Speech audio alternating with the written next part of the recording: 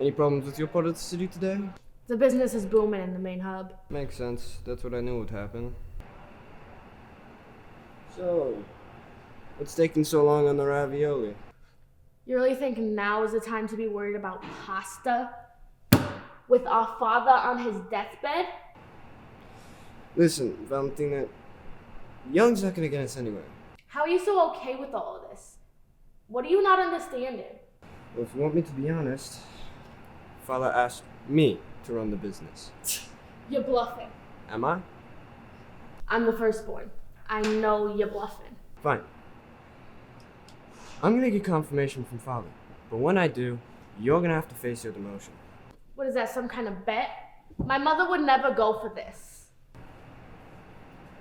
Hey, I'm walking here.